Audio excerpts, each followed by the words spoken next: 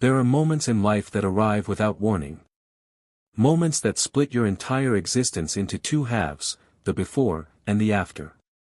1 second you're going about your ordinary day, humming along to the radio, thinking about what you'll have for dinner, wondering if you remembered to lock the front door. And then in the very next breath, everything changes.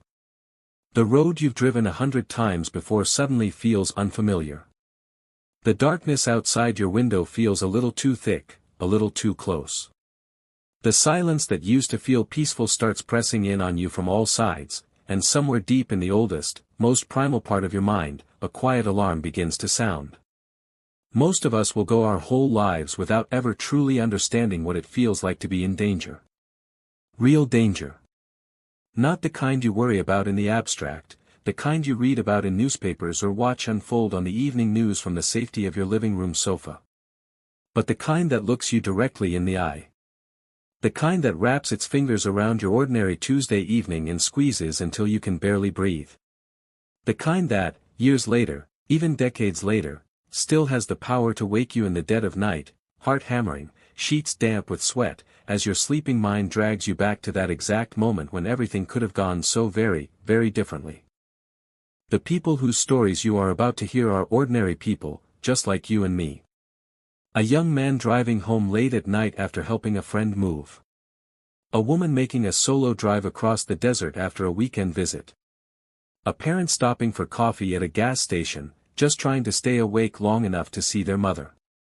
A bus driver doing his job, keeping the wheels turning through the long Texas night. A taxi driver just trying to make an honest living and get home to his family. None of them woke up on those particular mornings expecting anything unusual. None of them had any reason to believe that before the day was done, their lives would be touched by something terrifying, something that would leave a mark so deep it would never fully fade. What makes these stories so chilling isn't just the danger itself.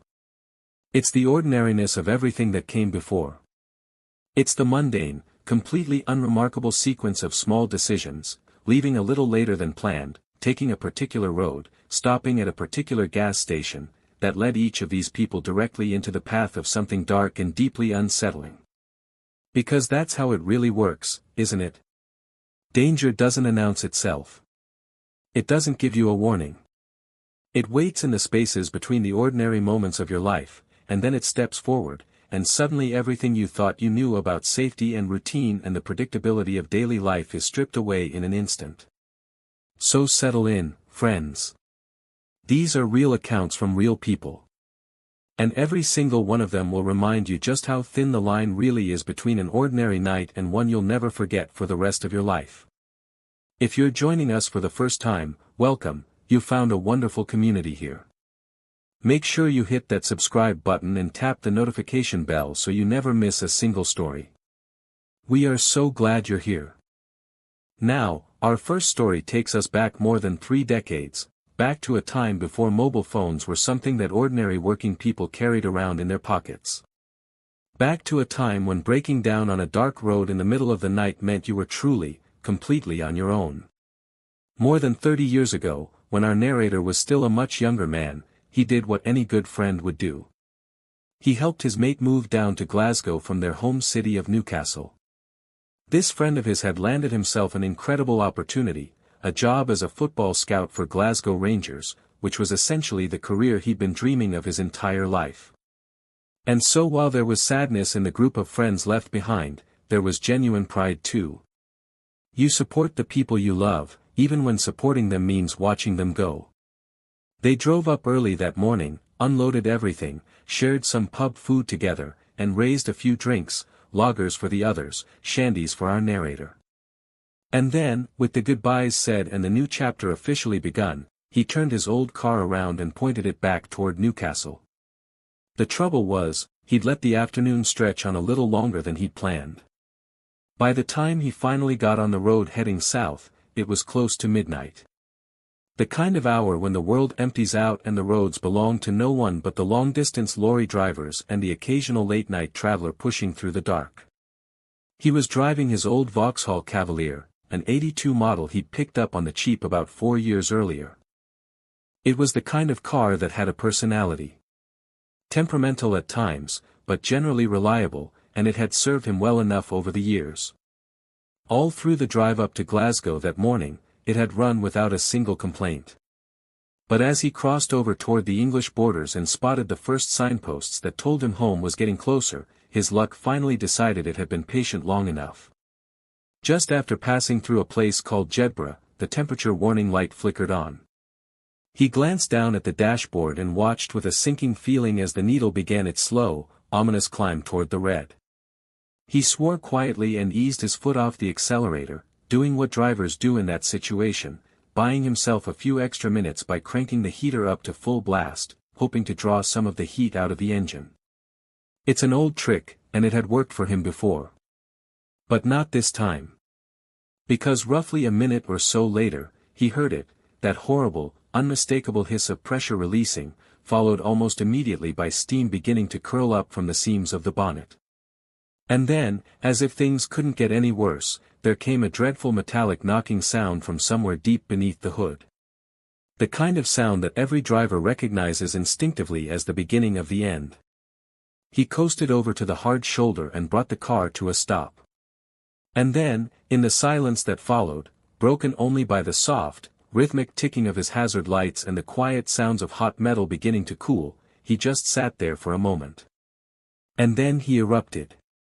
He said he shouted something along the lines of, "Are you effing kidding me?" at least twice before taking a few deep breaths and getting himself together. He climbed out of the car and raised the bonnet. A wave of steam and the sharp, acrid smell of burnt coolant rolled up into his face.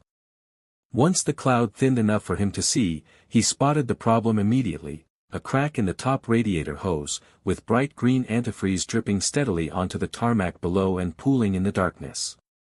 He had no spare hose. He didn't have enough water to top things up properly. And even if he had, the engine had overheated so severely that he simply didn't trust it not to seize again the moment he tried to push on. He wasn't going anywhere. Not in that car. He stood there on the dark verge for the better part of 30 minutes, trying everything he could think of and hoping that someone passing by might stop. A grand total of 2 cars went past during that time. He waved at both of them. Neither one slowed down. And this, remember, was before mobile phones were a standard piece of equipment for ordinary people. There was no quick call to a breakdown service, no way to tell someone where he was and ask for help. If he wanted assistance, he was going to have to walk for it. He reckoned the nearest emergency phone was roughly a mile down the road, possibly more. So he locked the car, left the hazard lights flashing in the dark, and started walking along the grass verge with a torch in his hand. He'd barely gotten started when he spotted something, a dirt track, previously hidden from view by a long hedgerow, branching off from the road and leading toward what appeared to be a large, 3-story farmhouse. The lights on the ground floor were off, but in both of the upstairs windows facing the road, he could make out what looked like the warm, unsteady flicker of candlelight. His relief was immediate and overwhelming. He punched the air. Someone was up. Someone was home. And that meant help was close. He felt a flicker of guilt about calling on people so late at night. It was after midnight, after all, but the alternative was walking alone along a motorway in the dark, and that particular option seemed considerably more dangerous than knocking on a stranger's door. And so, with that reasoning settled in his mind, he started up the dirt track toward the house. It was a particularly dark night. The moon was small and high cloud cover had smothered most of its light. So it wasn't until he'd drawn fairly close that he began to see the house for what it really was. The ground floor windows were either cracked through or papered over from the inside with old newspaper. The woodwork was split in places, the paint had long since begun to peel and flake, and the whole structure had the unmistakable air of a place that had been neglected for a very long time. The warmth and relief he'd felt just minutes before began to curdle slowly into something uneasy. But he pushed the feeling aside and kept walking.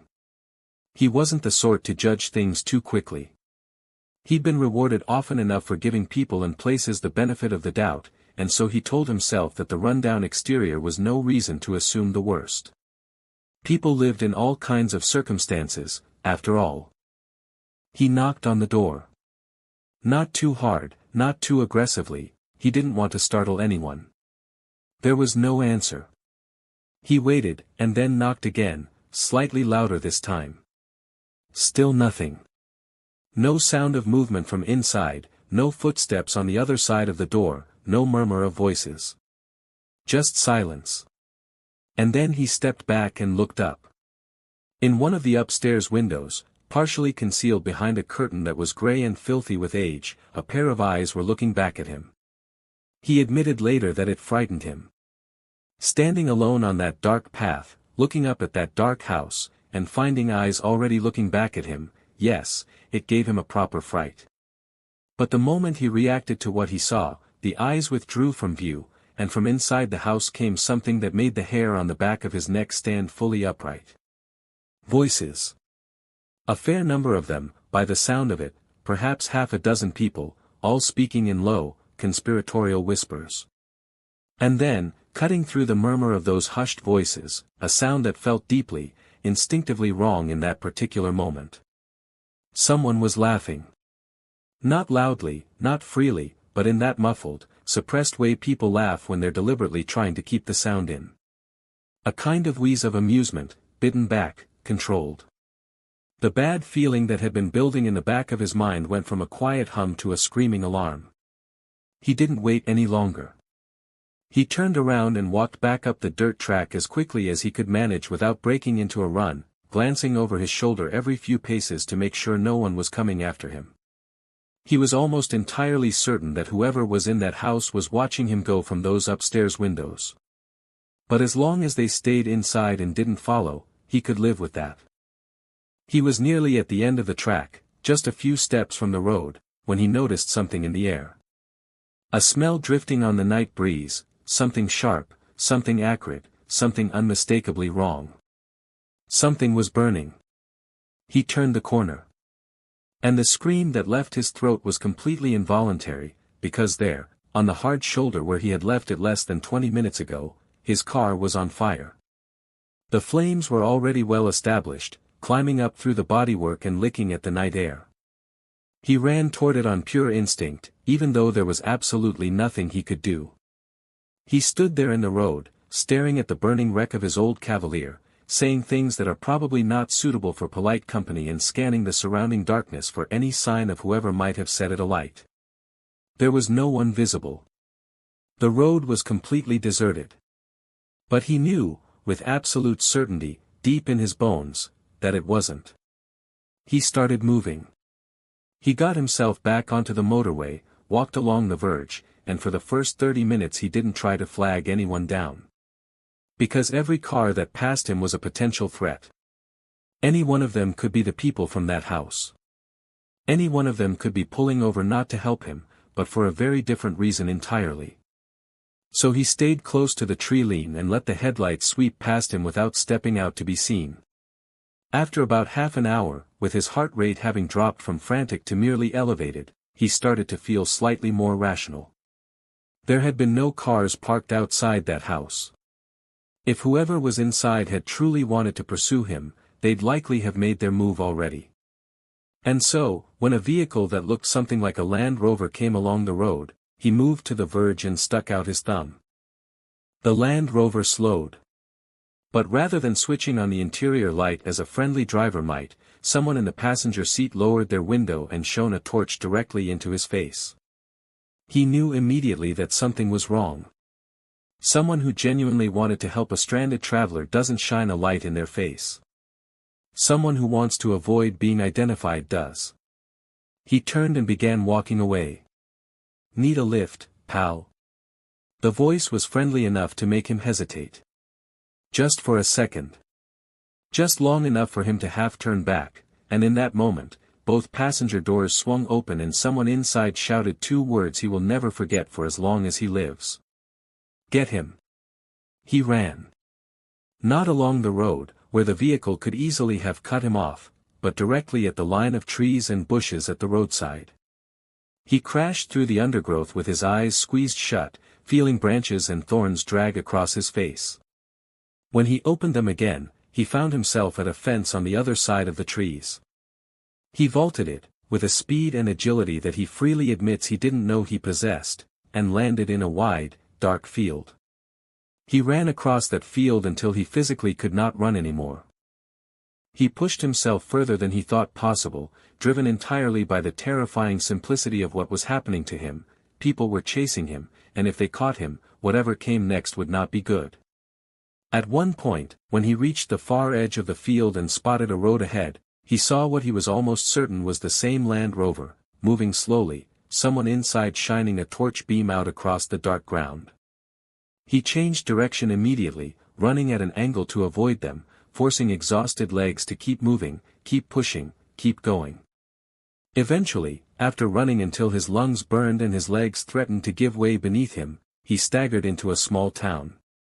He was walking its empty, dark streets, trying to figure out where he was and who might be able to help him, when a police car rolled into view and an officer asked him, with considerable justification, what exactly he was doing walking the streets alone at that hour. He got in the car. He was taken to the police station, given a cup of hot tea and a plate of biscuits, and he sat there and told the officers everything that had happened. When he got to the part about the house and the people inside, the two officers exchanged a look. The house was derelict, they told him. It should have been empty. Whoever was in there had been squatting. They said they'd go and check it out, but that they doubted anyone would still be there. Squatters, one of the officers explained, tend to move on quickly when they feel the heat. They're a nuisance, and sometimes they can be dangerous, but they're rarely foolish enough to stick around when trouble is coming. He asked why. Why had they burned his car? Why had they tried to chase him down? The officer's first question in return was telling, well, what did you see? The theory was that the squatters, alarmed by the appearance of a stranger at their door in the middle of the night, had assumed he'd seen something he shouldn't have. Spotting his car on the road, they may have believed he was about to drive off and bring the authorities back to them. And so they'd taken action, first trying to immobilize him by destroying his vehicle, and then, when he walked away from the house, setting it ablaze to make sure he really couldn't leave. When he'd come back around to find his car on fire, they'd taken that as a sign that it was time to pursue him more aggressively. Maybe to intimidate him, one of the officers suggested. Maybe to give him a beating violent enough to ensure he'd be too frightened to ever come back or report anything. There was nothing more to be done that night. He gave the officers the phone number for his flat in Newcastle, and since he had nothing left but the wallet in his pocket, one of the constables was kind enough to drive him to the nearest train station. It was well past dawn by then, and the trains were running. He didn't have long to wait. The police called a few days later. The house had been searched and found empty. There wasn't much in the way of evidence connecting anyone to the arson. They promised to keep their ears to the ground and let him know immediately if anything developed. He thanked them. And that was the last he ever heard from them. He said afterward that it completely changed his understanding of what a squatter was. The squatters he'd known about were the ones from the newspapers, the idealistic young people who'd taken over empty houses in London back in the 60s, the ones with their peace protests and their hand-painted signs. It hadn't occurred to him that the word could describe something much more dangerous than that. But it had, and it did, and now he knew. Have you ever found yourself in a situation where a simple decision, a wrong turn, a moment of trust, stopping at the wrong place at the wrong time, suddenly put you in real danger? If you have, write about it in the comments below. We'd love to hear from you, and you are never alone in these experiences. Our next story comes from a woman who describes herself as a 31-year-old Hispanic woman, small in stature, she says, which she mentions because it feels relevant to how vulnerable she felt on the night this happened. And the night it happened was in September of 2016, almost a decade ago now. She had driven all the way from Los Angeles to Phoenix to spend the weekend with an old friend from high school. It had been a wonderful visit, exactly the kind of weekend that reminds you why some friendships are worth driving 6 hours each way for. The plan had been to leave Phoenix on Sunday afternoon, sometime in the mid-afternoon, so she could be back in Los Angeles before dark. But the way weekends with good friends go, Sunday arrived and then disappeared before she'd quite realized where it had gone. By the time she was finally in her car and pointed back toward California, it was 9 o'clock at night. She knew, even as she pulled out of her friend's driveway, that she should have left earlier. She acknowledges it freely and without resentment. It was her own choice, and she was aware of that. But even so, she says, there are still nights even now, nearly a decade later, when she startles awake from a dream, lying there in the dark with her heart pounding and cold sweat cooling on her skin, having lived through it all over again in her sleep. She crossed the Arizona state line into Riverside County just after midnight. There were still a few signs of life in the area at that hour, scattered lights in the distance, the occasional other set of headlights on the road. But once she passed the airport and the surrounding complex of buildings, the world emptied out. The highway stretched ahead of her in the darkness like a ribbon pulled taut across the desert floor, and it felt, she says, like there was no one else out there for miles and miles in every direction. Just her, and the road, and the vast, indifferent dark. She was doing what you do on a long, late drive, playing music, running the cold air conditioning, trying to stay alert and awake. And then she noticed them. Headlights in her rearview mirror. Coming up fast. Very fast. Her first instinct was entirely reasonable, whoever was approaching that quickly had to be law enforcement. She wasn't concerned, she wasn't doing anything wrong, and the car was clean. She just held her speed steady and let them come closer. Closer and closer, until the headlights in her mirror were so bright that glancing up at them was blinding. But they didn't pass her. They slid in right behind her, close, very close, and then they just sat there. Following her in the same lane, maintaining the same distance, for at least a couple of minutes. She began trying to make sense of what she was seeing. The vehicle behind her was large, one of those vans with big sliding side doors. But it was blacked out entirely. The body, the windows, everything. There was nothing on it to identify it as a police vehicle. No markings, no lights mounted on the roof. Just this big, dark, anonymous van sitting inches off her rear bumper in the middle of the desert at midnight. She was frightened now. She sat there trying to stay calm, gripping the wheel, watching the van in her mirror, asking herself what the hell these people wanted. And then, after those couple of agonizing minutes, the van dropped back, and then surged forward, accelerating hard as if to pass her on the left. She felt a rush of pure relief. They were going. Whatever that had been about, it was over. They were passing and she'd never see them again. Except they didn't pass her. They drew level, and then they cut back in front of her, settling into the same lane, traveling maybe 10 to 15 car lengths ahead, slowing to match her speed. Blocking her. She told herself it was nothing. A couple of idiots messing around on an empty highway. She could just ease off the accelerator, let the distance between them grow, and that would be the end of it. She slowed slightly, just enough to establish a safe gap, and kept driving. She had no idea what was coming. The rear doors of the van swung open. Standing in the back, backlit by the faint glow from inside, was a man wearing leather clothing with some kind of bandana tied around the lower half of his face. She stared at him, completely unable to process what she was seeing. She couldn't think of a single rational explanation for why a man would be standing in the open rear of a moving van in the middle of a desert highway at midnight. She slowed down a little more, instinctively putting more space between herself and the van, watching him. Just watching. She couldn't see his mouth, but she could see his eyes. And later, she would say that she could tell, she could just tell, that he was smiling. And then he bent down. He reached for something. He straightened up, something large and heavy cradled in both arms. He turned back toward her. And then he threw it. She saw what it was at almost exactly the same moment that she needed to react. An engine block. A massive chunk of metal, tumbling through the air toward her windshield at highway speed. She turned the wheel. It was barely enough, but it was just enough. The engine block hit her windshield on the passenger side rather than directly in front of her face. The glass exploded inward. She hit the brakes.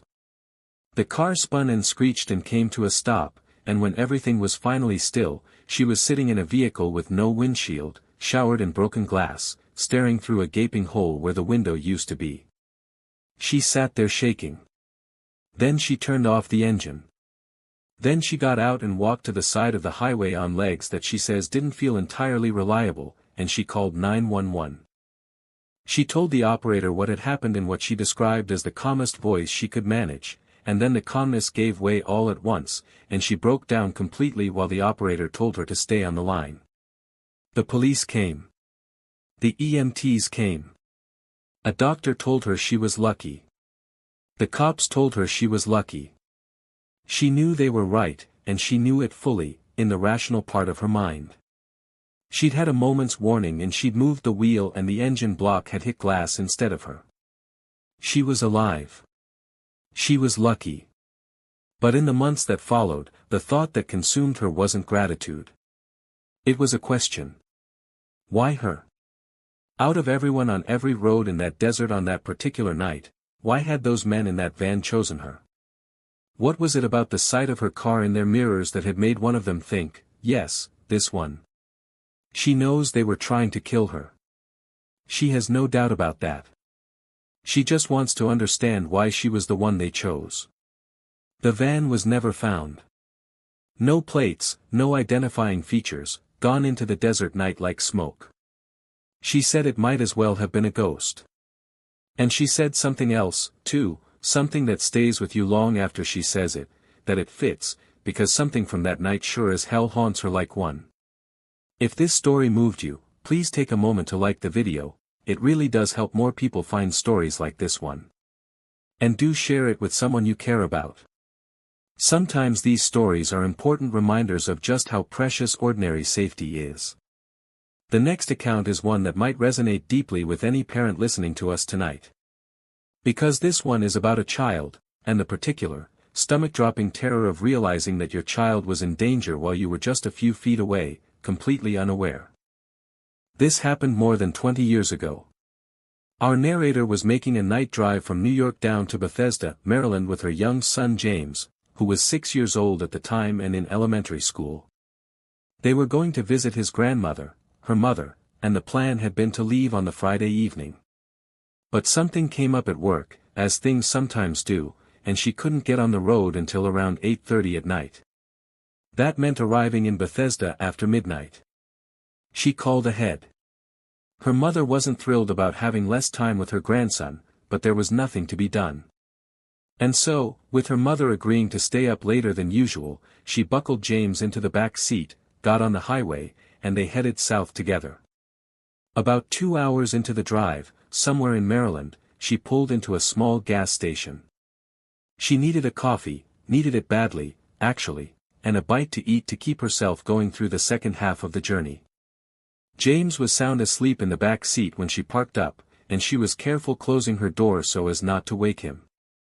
She gave him a quick look before she went in. Still sleeping soundly, exactly as a 6-year-old should be. Inside, she grabbed one of those enormous gas station coffees, the kind that are essentially pure caffeine in liquid form, along with a cold soda for James and a bag of those small powdered donuts. She was back outside within a few minutes. James was awake. She assumed she'd woken him up despite her best efforts, and she apologized to him as she got back behind the wheel. She turned in her seat to hand him his drink. And that was when she noticed what he was holding. A key ring. Small and unusual looking. At first glance it appeared to be a little carved figure, a clown, she thought, holding a tiny sign. She reached for it, curious, and turned it over. The clown's sign read, Flying Plow Circus. It wasn't plastic, wasn't the sort of mass-produced trinket you'd find in a gift shop. It was wooden, and it had the look of something that had been made by hand. She asked James where he'd gotten it. He said a man had given it to him. She kept her voice level and asked when. A minute ago, James told her. While she was in the store. She wasn't alarmed yet. Not at that precise moment. She'd locked the car doors before going in, she always locked the car with James inside, always, without exception. And 6-year-olds sometimes blur the lines between what happened and what they imagined or dreamed. So she kept her voice gentle and asked him again, just to be sure, when exactly had the man given him the key ring? And James told her that the man had done something funny to the door. And then it opened.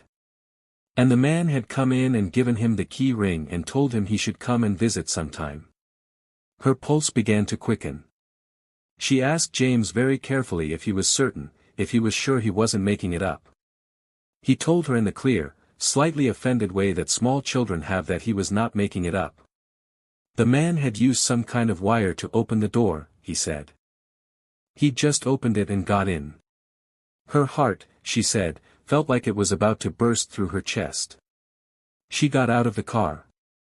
She stood in the parking lot and looked around in every direction. There was no one. The lot was empty.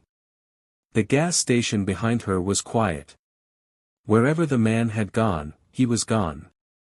She got back in the car, made herself breathe, and asked James to tell her the whole story again from the very beginning. He was picking up on her fear by now and getting a little distressed himself, and she had to work hard to reassure him that he hadn't done anything wrong, that he wasn't in trouble, that she just needed to hear what happened again. And so he told her. A man had used a piece of wire to open the door. He'd come in, given James the key ring, and said that his dad knew him. Then he'd told James to tell his family to come and visit the circus sometime, and then he'd gone. Even now, she says, thinking about it makes her skin crawl. The thought of someone out there watching people, watching parents go into stores, watching cars with children left inside, and waiting for an opportunity. Watching and waiting, and then acting. The key ring, she understood perfectly well, was not a gift. It was a cover story. A pretext. Something to give the child so that the time spent alone with him looked innocent from the outside. Something to make the child feel comfortable and not afraid. You give the kid something. You charm them. And you wait to see if the parents come back quickly, or if maybe, just maybe, they take a little longer this time. She asked James if the man had done or said anything else strange. James thought about it and then said, yes, actually, the man had said that his dad knew him. James had been skeptical about this, he reported with 6-year-old logic, because they didn't even live there. They were just visiting. She told James to hand her the key ring. She told him that if anything like that ever happened again, he was to yell for her, as loudly as he could, for as long as it took, until she appeared. She told him he had been brave, and he had done nothing wrong. And then she gave him, as gently and clearly as she could at that age, the talk. The one about how not everyone who acts friendly is actually a friend. They got back on the road. And a couple of minutes later, as she was looking at the road signs around her to remember where she was so she could call the police later, she saw it. A sign on the roadside. Flying Plow Circus. 1 mile ahead.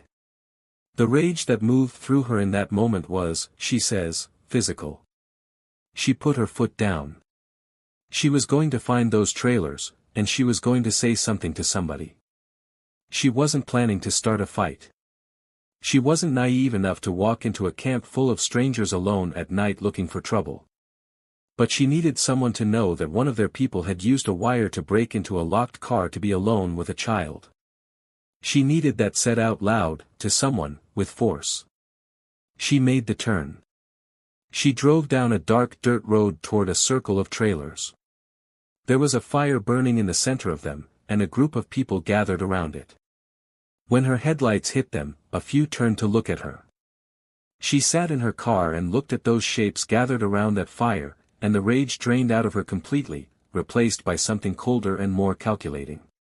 Because it occurred to her, sitting there in the dark, that this might not be the work of one rogue person acting alone. For all she knew, sending someone out to look for a child was something the whole group was in on. And she had her son in the back seat of her car. She looked at James. He'd fallen back to sleep. She turned the car around and drove away. She called the police the next day from her mother's house, after telling her mother everything. The officers went to the camp. They came back and told her that no one there had admitted to leaving the camp at any point during the previous evening. Every single person she could have asked had given them the same answer: "I don't know what you're talking about." That stonewalling told her everything she needed to know. A group of genuinely innocent people, confronted by police asking about a stranger who had broken into a woman's car to be alone with her child, a group like that would have been horrified. They would have wanted the person responsible identified and removed. The fact that they all closed ranks and said nothing told her that they were covering for someone. And she believed, she still believes, that they knew exactly what that someone had been trying to do. On the drive back home, passing that same stretch of road in daylight, she slowed near where she'd seen the trailers. There were no signs anywhere for the Flying Plow Circus. They had moved on.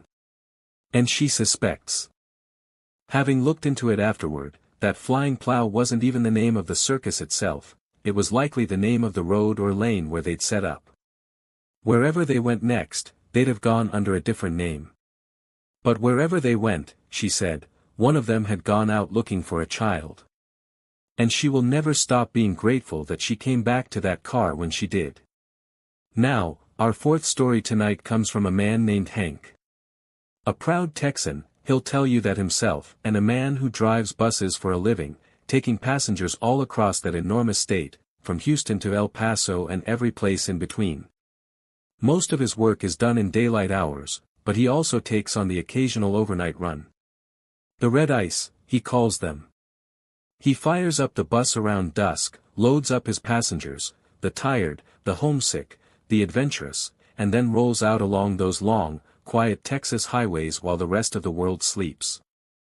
He'll tell you it's not a difficult job, as long as you can keep your eyes open and your reflexes sharp through the witching hours, watch for the deer that come out of nowhere on those back roads, and keep a handle on the particular kind of person that occasionally makes a long bus ride a lot more complicated than it needs to be. Because it's not the roads that cause the problems, Hank says. Keep the bus clean and well maintained and she'll keep you moving. It's the people. Not most people are perfectly fine. But every now and then, you get a certain kind of passenger. The dangerous kind. And back in the fall of 2007, on a run from Dallas to Austin, Hank encountered the worst one he's ever seen. The night was dark and still, the highway unspooling ahead of him through the Texas black, nothing but tumbleweeds and truck stops for miles. He had a full bus behind him, people sleeping, people quietly reading, people staring out at the dark as the miles rolled by. And somewhere around 6 rows back, there was a man who had been sitting alone, staring out the window, apparently muttering quietly to himself. Hank couldn't hear him from the driver's seat, not at first. It was low enough that it barely registered, just a bit of grumbling, someone else reported later, not enough to disturb anyone. But then, maybe an hour into the drive, the muttering began to get louder. Hank glanced up at his rearview mirror and saw passengers shifting in their seats, exchanging glances, doing what people do in those situations, trying to figure out whether to say something or just hope it passes on its own. It didn't pass. The voice kept rising, and the tension in the air thickened. Hank's gut clenched, that instinct all experienced drivers have, the one that tells you something is about to go badly wrong. He hoped it would blow over like a false alarm. Sometimes it does. Not this time. When it came all at once, like a firework, he says, that had been sitting there burning down its fuse for an hour and then suddenly went off. Someone near the man said something, perhaps asking him to quiet down, perhaps just expressing irritation, and the man responded with the full force of his lungs, launching himself across the center aisle and going at that passenger with a violence that was sudden and shocking and terrifyingly concentrated. Hank couldn't leave his seat, couldn't take his eyes off the road for more than a second or two. He looked up into his mirror and saw fists coming down, heard the impact of them, heard passengers screaming. Other passengers moved, some pressing to the back of the bus to get away, others surging forward toward the attacker to try to pull him off. He turned on them too, swinging wildly, and by the sound of things, and from the fragments Hank could catch in his mirror, he was a large man, a powerful man, and he was making very short work of the people trying to stop him. This wasn't a scuffle. It wasn't a fight. It was a beating, pure and violent, the kind that doesn't stop until serious harm is done or someone intervenes effectively enough to make it stop. Hank knew this the moment he registered what he was seeing. He started slowing the bus, carefully, mindful of the passengers standing in the aisle. You don't slam the brakes with people on their feet, not unless you want to add injuries to the chaos. He brought the bus to the verge as quickly as he responsibly could, and the moment they stopped, he opened the doors and began calling for everyone to get out. About 12 to 14 passengers made it out through the front, women with children, older passengers moving as quickly as they were able, everyone in the front half of the bus pouring out onto the verge. But the passengers trapped at the back couldn't get through. The attacker was between them and the exit, still raging. Hank called out to the people at the back, telling them about the emergency exit, the lever, the door at the rear of the bus. Either they couldn't hear him over the screaming, or they were too frightened to turn their backs on the man to reach for it. And then the attacker turned toward the front. Toward Hank. He came down the aisle at a charge, roaring, and Hank tried to use the driver's seat as a barrier between himself and whatever was coming. It didn't work. The man simply stepped to the side and started hitting him. Hank curled up, trying to protect his head with his arms, but the man grabbed his wrist, pulled it away, and landed a punch directly on his eye. One punch, and Hank says the vision in that eye went immediately cloudy. He knew he could only take one or two more like that before the damage became serious. The pattern repeated, people trying to get the man off him, the man turning and driving them back, and then returning to Hank all over again. And then a young voice cut through the chaos. "Hey! Right here! A single shot!" And then the attacker was on the floor of the bus near the door, doubled over, one hand pressed to his belly, a dark stain spreading across his shirt and growing larger with every passing second. Standing over him was a young black man, late teens, possibly early 20s, Hank guessed, holding a pistol, telling the man on the floor in a very clear and level voice that if he so much as tried to stand up, he would not hesitate.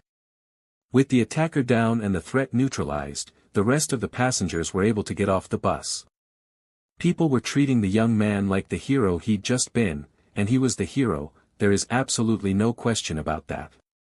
But he didn't seem interested in any of it. He seemed scared, and he seemed like he wanted to leave as quickly as possible. Hank told him to wait. The police would understand what had happened, he said. No reasonable officer would arrest a man for doing what he'd just done. The young man looked at him with fear in his eyes and said simply, "It ain't legal. It ain't legal, man. I got to go. I got to go now." And then he walked away into the Texas night, and Hank never saw him again. The state troopers arrived with lights blazing and guns drawn. EMTs followed close behind. The man who'd been first attacked, unconscious, his face badly beaten, was taken away by ambulance. So was a young woman who had also been struck during the rampage. And the attacker himself, still alive but in considerable pain, was stretchered out handcuffed, with a police officer riding in the ambulance alongside him. Hank gave his statement. He mentioned the shooter. He admitted that he was perhaps not entirely exhaustive in the detail he provided about the young man, because he did not want that particular good deed treated as a crime by the machinery of the law. He said he thought about that young man sometimes. He thought about how, if someone had described him beforehand, a young man walking around with an unlicensed firearm, his first instinct might have been to assume he was one of the bad guys. And maybe in some technical sense, he was. But all it took was one moment, one decision, one pull of a trigger at exactly the right instant, and a man who might have been a bad guy by some definitions became, without any doubt, a hero. There's no such thing as a perfect person, Hank says. But since that night, he has never been more convinced that flawed heroes are real. And our final story tonight takes us back even further, all the way to Liverpool, England in the 1980s. Our narrator drove taxis there for almost 3 years, having taken up the work as a stopgap after losing another job and then finding he liked it well enough to stay. The money was decent, the schedule was flexible in a way that a factory or dockyard job simply couldn't be, and for a man with young children and school runs and the unpredictable rhythm of family life, being able to work when he needed to and step away when he didn't was genuinely valuable. It wasn't without its darker side, though. He remembered one particular night, one job, 1 hour or so, that came closer to ending his life than anything else he's ever experienced. It started just after 10 in the evening when a job came through on his radio. He was asked to take someone from Egberth Vale to Anfield. He got the address, drove over, and parked up outside a small terraced house on a dark and quiet street. He didn't want to lean on his horn, that was the usual way of letting a passenger know their cab had arrived, but at that hour it felt wrong, too intrusive for a quiet residential street. He radioed dispatch instead and asked them to ring the customer. Dispatch tried. No one answered. A moment or two later, someone walked out of the house and came toward the car. It was dark enough that he couldn't get a clear look at the person until they'd opened the rear door and sat down behind him. And then he saw what the person was wearing. A balaclava. Full face, covering everything but the eyes. The passenger sank low in the seat, making himself harder to see from outside the car. In one gloved hand he was holding what looked like a jerry can of petrol. And with the other hand, he produced a revolver from inside his jacket, a proper old-style six-shooter, the kind you'd expect to see in a detective film, and pointed it directly at the back of the driver's head. The message was delivered simply and without ambiguity: do what you're told, do it when you're told, and you go home alive tonight. Try anything else, try to run, try to resist, do anything that even remotely upsets him, and you don't. So he drove. He drove because he didn't have another option that he could see. They ended up parked across from a pub not far from the Rialto on Upper Parliament Street. The man in the back told him to kill the engine and then spent the next 15 minutes or so peering up over the door frame, watching the pub entrance, checking his watch every minute or two. The driver sat in the front seat, knowing what was probably coming, fighting the urge to say something, to plead, to reason, to try and change whatever was about to happen. Every time the words formed in his throat, something stopped them. The certainty that speaking would do no good. The certainty that he was sitting in front of a man who had made his decision long before this cab had ever been called.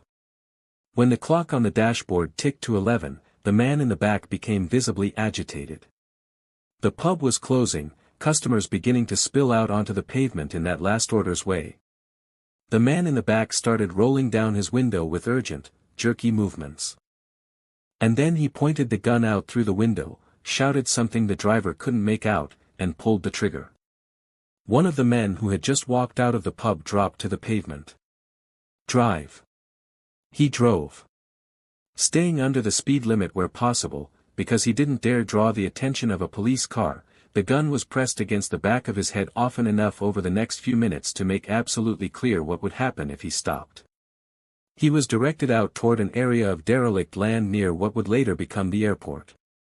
When they got there, he was told to get out. The moment he was standing outside the car, he watched the man in the balaclava begin emptying the petrol can, pouring it over the seats, over the upholstery, soaking every surface that could carry a flame.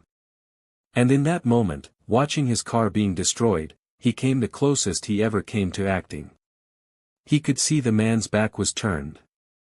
He thought about the slim possibility, the very slim possibility, that he might be able to get the drop on him.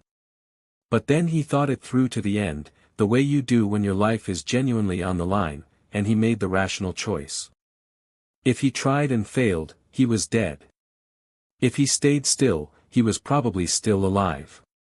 He stayed still. The car was set alight. The man ran off into the darkness. And the driver stood there on a piece of derelict land in the middle of the night, watching the vehicle that had been his livelihood burn, feeling, he said, a kind of numbness that was almost worse than panic.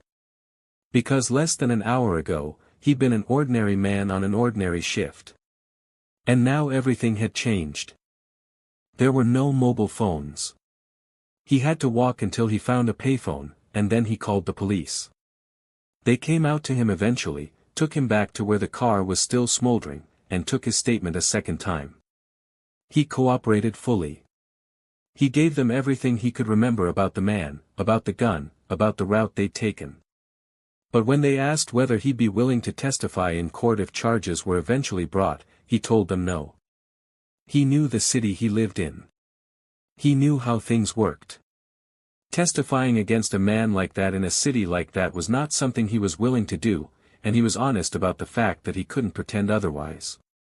They said they might come back to him if the investigation progressed to the point of charging someone. They never did come back. And the fact that they never called again told him everything he needed to know about whether anyone had ever been charged. He had nightmares about it for a long time afterward. Proper, vivid nightmares, the kind you wake from trembling.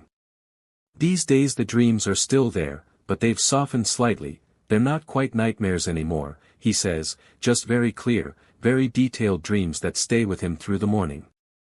And in those dreams, he sometimes does what he wanted to do in the real moment. He turns to the man in the back, and he begs him. He pleads with him not to do what he's about to do. He says everything he had no chance to say. But no matter what he says, no matter how he says it, the man never listens. Friends, that's our collection of stories for tonight. Every one of them a real account from a real person who found themselves in the path of something they never saw coming. What strikes me most, every time I sit with stories like these, is how ordinary each moment was before it wasn't. A drive home. A trip across the desert. A stop for coffee. A shift at work. An ordinary evening with a radio job coming through on the dispatch. And then one moment, one decision, one wrong turn or slow realization, and everything changed. These stories remind us to trust our instincts. To listen to the quiet alarm that goes off in the back of our mind sometimes, in places or situations that feel just slightly wrong. To check the back seat before we walk away from our car. To pay attention to the cars behind us on a lonely road. To notice when something doesn't feel right, even if we can't immediately explain why. And most of all, these stories remind us that most people, the great, overwhelming majority of people we will ever encounter in our lives, are decent. They are kind. They stop to help. They step in when it matters. They make the right call even when it costs them. Like the young man on that Texas bus who stepped forward when no one else could. Flawed heroes, as Hank said. The world is full of them. Thank you so much for spending this time with us tonight. If these stories stayed with you the way they've stayed with me, please leave a comment below and share your thoughts. I genuinely love hearing from this community. And if you know someone who would appreciate stories like these, share this video with them. It means the world. Make sure you're subscribed, and tap that bell so you're the first to know when our next collection arrives. We'll see you very soon, friends. Take good care of yourselves, and stay safe out there.